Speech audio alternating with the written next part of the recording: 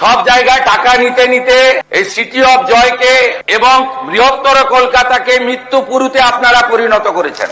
যারা হাত খুলে মমতা ব্যানার্জিকে ভোট দেয় মুসলিম, তাদের 14 জন চাপা পড়ে মারা গেছিল, একজনকে উদ্ধার করতে পারেননি আপনারা জীবিত। বাজারে ডিম কিনতে গেলে, দোকানে ডিম কিনতে গেলে দাদা খাবেন না ছুটবেন প্রশ্ন করছে। পরিস্থিতি বুঝতে পারছো তো? কলকাতার তারাতলার একটি নির্মীয়মান গুদাম ভেঙে পড়ল, ধ্বংসস্তূপের নিচে চাপা পড়লেন শ্রমিকরা। কেউ ফিরলেন না বা কেউ হাসপাতালে জীবন মৃত্যুর সন্ধিক্ষণে দাঁড়িয়ে রয়েছে। কারো কারো পরিবারের কাছে একটা প্রশ্ন রেখেই হয়তো চিরতরে এই শ্রমিকদের অনেকেই বিদায় নিয়েছে। এই মৃত্যুটি কি আটকানো যেত না? প্রিয় দর্শক, প্রশ্নটা খুব সোজা। এটা শুধু একটা নিছক দুর্ঘটনা, নাকি এর পেছনে রয়েছে বড়সড় কোনো দায়িত্ব নেয়ার প্রশ্ন, নাকি বহু বছরের পুরো অব্যবস্থা, বেআইনি নির্মাণ, প্রমোটার রাজ, তৃণমূল আমলের অনুমোদন, সংস্কৃতি আর কলকাতা পৌরসভার নজরদারির ব্যর্থতার ফল গতকালের এই মর্মান্তিক হৃদয় বিদারক ঘটনা। আজ অর্থাৎ 25শে জুন সকাল 11টায় বিধানসভায় মুখ্যমন্ত্রী শুভেন্দু অধিকারী তারাতলা কাণ্ড নিয়ে বিবৃতি দিতে গিয়ে আগের তৃণমূল সরকারের রেখে যাওয়া দুর্নীতি, অব্যবস্থার কড়া সমালোচনা করেন। কিন্তু এখানে আরো একটি কথা স্পষ্ট, শুধু আগের সরকারকে দায়ী করলেই কি দায়িত্ব শেষ হয়? এখন ক্ষমতায় বিজেপি সরকার, তাই পুরো দুর্নীতির হিসেব যেমন চাই, তেমন চাই নতুন নিরাপদ শহরের একটি পরিচ্ছন্ন নীতি। প্রিয় দর্শক, আজকে আমরা বিষয়গুলো নিয়ে কথা বলবো। আপনারা দেখছেন প্রথম কলকাতার প্রাসঙ্গিক প্রসঙ্গ, সঙ্গে আমি সুব্রত আচার্য এবং প্রতিদিনকার মতো আমার সঙ্গী সহকর্মী সাংবাদিক প্রথম কলকাতার এডিটর পরমাশিস খোসরায়। পরমাশিস খোসরায়, আপনাকে প্রথম কলকাতা স্ক্রিনে যে বিষয়টি নিয়ে আজকে আলোচনা করছি বা করব, অত্যন্ত হৃদয় বিদারক ঘটনা। গতকাল আপনি একটি কারণে সকালবেলা বেরোই এবং তারপর আচমকাই যখন আমরা শুনতে পাই বিধানসভা থেকে, আমরা যখন দক্ষিণ কলকাতার একটি সরকারি ভবনে যাচ্ছিলাম তখনই শুনতে পাই তারাতলার ঘটনা। এবং সেখানে যাওয়ার পর আপনি প্রথমেই দর্শকদের বলবেন যে আপনি আপনার চোখে, ওই সময় তো আপনি এই মুহূর্তে একজন বিশ্লেষক, আলোচক, কিন্তু ওই সময় আপনি যে ঘটনা চাক্ষুষ করেছেন সেই ঘটনার বিবরণ আপনি দর্শকদের কাছে তুলে ধরেন। দেখো, সেই ঘটনার বিবরণ যদি বলতে হয়, আমি ওখানে নিজে দাঁড়িয়েছিলাম। দুর্বিষহ, মর্মান্তিক, ভয়ানক এবং দুর্নীতি। এই ঘটনার পিছনে অবশ্যই দুর্নীতি লুকিয়ে রয়েছে। আমি যদি নাম ধরে বলি, আমি নিজে কালকে ওখানে অসুস্থ বোধ করছিলাম ওই দৃশ্য দেখে। পুলিশ প্রশাসন, সরকার, আর্মি, এনডিআরএফ, স্থানীয় মানুষ। দুর্ঘটনা তো দুর্ঘটনাই, কিন্তু মানুষ, ওখানকার সাধারণ মানুষ যা বলেছে, এর জন্য তদন্ত করতে লাগে না। সাধারণ মানুষের ক্ষোভ যা ছিল, প্রাক্তন পুর নগরোন্নয়ন মন্ত্রী এবং কলকাতার প্রাক্তন মেয়র কালকে ওই ঘটনাস্থলে পৌঁছতে পারেন। ওনার দেওয়া বিবৃতি অনুযায়ী যতদূর জানতে পেরেছি, পুলিশ প্রশাসন ওনাকে আটকে দিয়েছে ওনার নিরাপত্তার কারণ। যে ক্ষোভের সঞ্চার হতো, উনি কালকে মিডিয়ায় বললেন যে ওখানে ঠিক জনবসতি নেই, ওটা পোর্টের এরিয়ায় গুদাম হয়, আমরা ওখানে বেশি যাই না, কে কি করে ঠিক জানি না। এটা কি সম্ভব? নতুন সরকারের মুখ্যমন্ত্রী তো শপথ নিয়েছেন 2026-এর 9ই মে। কনস্ট্রাকশনটা তো 1.5 মাস হয়েছে, শুরু হয়নি। স্যাংশন তো দিয়েছে কলকাতা কর্পোরেশন। দৃষ্টান্তমূলক শাস্তি দাবি করবো আমি। যেসব মানুষের কালকে প্রাণ গেছে, যেভাবে মানুষগুলোকে রেস্কিউ করা হয়েছে, আর্মিকে স্যালুট। পুলিশ প্রশাসন, দমকল, সাধারণ মানুষ, এনডিআরএফ, সেই বিভৎস দৃশ্য আমি দেখে আমার দুঃখ হয়েছে যে এটাও দেখতে হলো আমাদের রাজ্যে। না, কিন্তু এরকম ঘটনা তো আজকের এইটা প্রথম নয়। পরমাশিস, আপনি আগেও দেখেছেন যে বহু ঘটনার সাক্ষী রয়েছে, এরকম দুর্ঘটনার সাক্ষী রয়েছে আমাদের সিটি অফ জয়। তার আগে চলুন আজকে বিধানসভায় মুখ্যমন্ত্রী শুভেন্দু অধিকারী বিবৃতির একেবারে চুম্বক কয়েকটি অংশ আমরা দেখে আসি। আপনাদের পাপের ফল। সব জায়গায় টাকা নিতে নিতে এই সিটি অফ জয়কে এবং বৃহত্তর কলকাতাকে মৃত্যু পুরুতে আপনারা পরিণত করেছেন। একাধিক ইনসিডেন্ট, গার্ডেন রিচ থেকে শুরু করে শিক্ষা নেননি, সংশোধন করেননি, কোন উদ্ধার কার্যে এনডিআরএফ এবং আর্মিকে কোনোদিন ডাকেননি। গার্ডেন রিচে ধ্বংসস্তূপে আপনার জেলা মুর্শিদাবাদের যারা হাত খুলে মমতা ব্যানার্জিকে ভোট দেয় মুসলিম, তাদের 14 জন চাপা পড়ে মারা গেছিল, একজনকে উদ্ধার করতে পারেননি আপনারা জীবিত। আমরা এটা নিয়ে রাজনীতি করব না, কিন্তু কি করেছেন আপনারা? একটাকেও তো ছাড়ার কোনো সিন নেই। আপনার প্রাক্তন মেয়রের সই আছে এতে, কাউকে ছাড়া হবে না। আপনার কালীকে তুললে সব বেরিয়ে যাবে। কলকাতা কর্পোরেশনে কালী না বললে কোনো প্ল্যান হয় না। আর কালী অ্যাপয়েন্টেড বাই ক্যামার স্ট্রিট, সবাই জানে। আর এই কালী বাইপাসের পাশে আপনাদের তৃণমূল ভবন বানাচ্ছে 200 কোটি টাকা দিয়ে, আর এখান থেকে টাকাটা তুলে ওখানে পাঠায়। আমরা সব জানি, সব বের করেছি, আমরা এফআইআর হয়েছে, আরো ব্যবস্থা নিচ্ছি।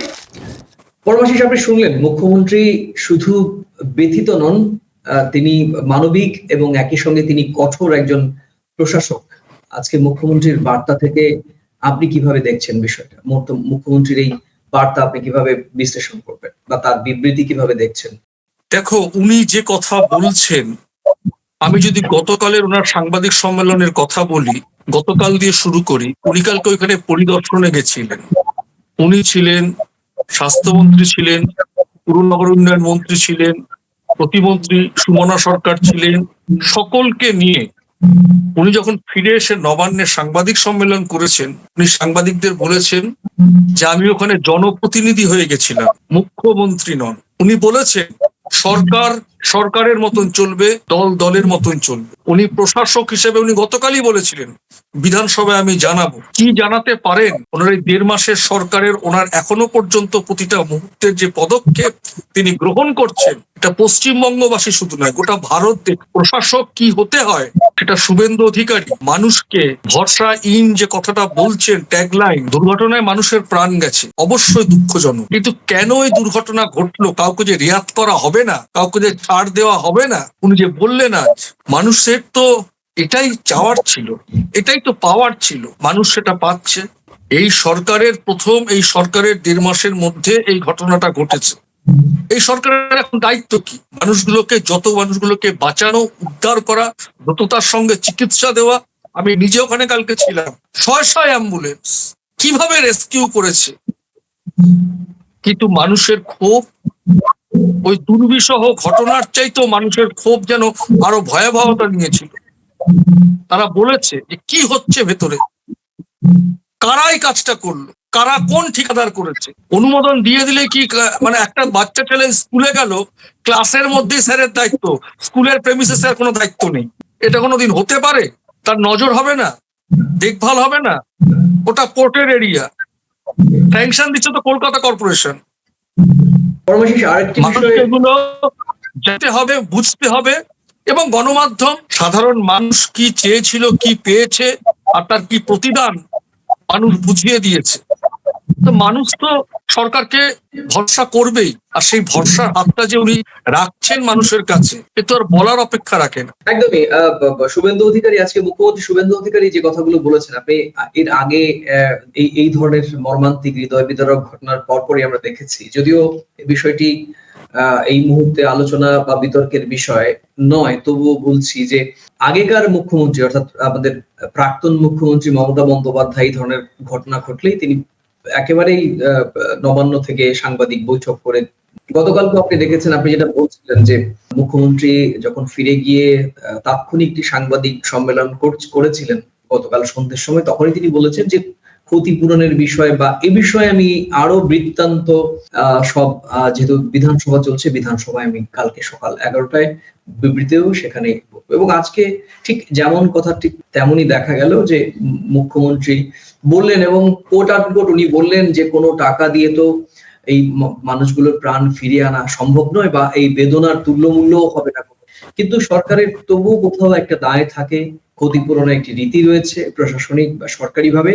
সেই ক্ষতিপূরণের অঙ্কের কথা তিনি জানান, এবং একই সঙ্গে তিনিও বলেন যে যারা আহত হয়েছেন তাদেরকেও 1 লক্ষ টাকা এবং নিহতদের পরিবার পিছু 10 লক্ষ টাকা করে ক্ষতিপূরণ দেওয়া হবে। আপনি জানেন যে সকালবেলায় আমাদের দেশের প্রধানমন্ত্রী নরেন্দ্র মোদী তিনি সামাজিক যোগাযোগ মাধ্যমে এই ঘটনার একেবারে আন্তরিকভাবে দুঃখ প্রকাশ করেন, মর্মান্তিক, এবং তিনি যে বিশেষণগুলো ব্যবহার করেছেন হৃদয়স্পর্শী।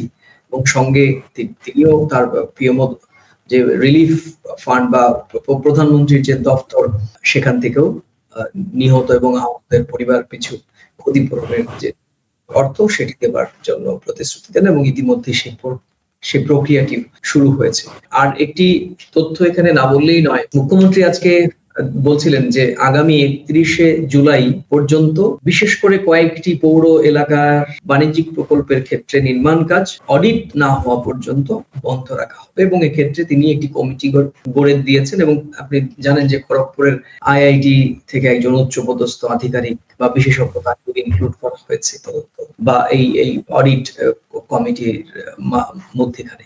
তো সব মিলিয়েই যে আমরা ছবিটা দেখছি, একদিকে পশ্চিমবঙ্গ রাজ্য প্রশাসন বা রাজ্য সরকার তাদের প্রায় 1.5 মাস বয়স, এই 1.5 মাসের মধ্যে এরকম একটি মর্মান্তিক দুর্ঘটনা তাদের মুখোমুখি হতে হয়েছে এবং তারপর যে দেখেছি একটি সমন্বয়, আপনি যেটা বলছিলেন, সেনাবাহিনী, আমাদের স্থানীয় পুলিশ প্রশাসন, সাধারণ মানুষ, পৌরসভা এবং বিভিন্ন মন্ত্রকের মন্ত্রীদের তাদের নিজস্ব যে পরিকাঠামো সমস্ত ব্যবহার করে। এবং আমরা গতকালকে আমরা দেখেছি, আমি একজন মন্ত্রী তিনি গভীর রাত পর্যন্ত সেখানে থেকে বিষয়টি পর্যবেক্ষণ করেছেন এবং মুখ্য সচিবও সেখানে ছিলেন। তো সব মিলিয়ে একাধারে যেমন উদ্ধার তৎপরতা চলছে। আজকে সকালের ছবিটাও আমরা একটু দর্শকদের দেখাতে, সকালে সেনাবাহিনীর পক্ষ থেকে কিন্তু চেষ্টা করা হচ্ছে গ্যাস কাটার দিয়ে এবং মানুষের কোন অস্তিত্ব রয়েছে কিনা এই ধ্বংসস্তূপের নিচে সেটাও কিন্তু আধুনিক প্রযুক্তি ব্যবহার করে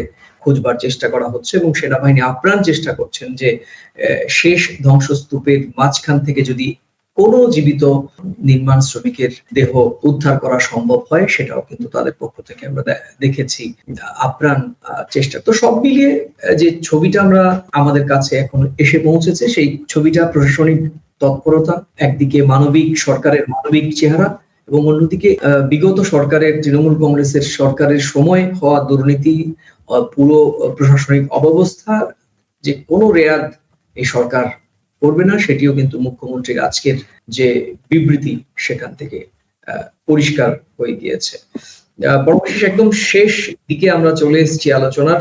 এই দায়, আমরা অতীতে দেখেছি দায় ঠেলাঠেলি রাজনীতি চলতো, তারাতলা কাণ্ডে দায় অবশ্যই এক জায়গায় আটকে থাকবে। যে প্রশ্ন আজকে মুখ্যমন্ত্রী তুলেছেন, শুধু প্রশ্ন তুলেই উনি ক্ষান্ত হননি, বরং উনি প্রশ্নের প্রত্যেকটা চুলচেরা উত্তরও খুঁজে বার করবেন এবং ওনাকে যতটুকু আমরা চিনি রাজনীতিক হিসেবে, উনি কিন্তু সেটি খোলসা করবেন এবং শুধু খোলসা নয়, যথাযথভাবে আইনি উদ্যোগ নেবেন। উনি কিন্তু আজকে তার বডি ল্যাঙ্গুয়েজে, আজকে মুখ্যমন্ত্রীর বডি ল্যাঙ্গুয়েজে উনি পরিষ্কার।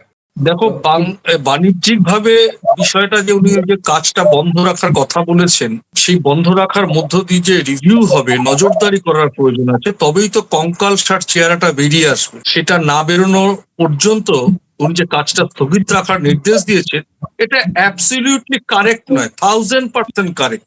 নজরদারি না করলে আরো এরকম যে কনস্ট্রাকশন যে অন্যান্য জায়গায় হচ্ছে, আবার যে কলকাতাবাসী এরকম একটা দুর্ঘটনা দেখবে না, এটা তো বলা যায় না।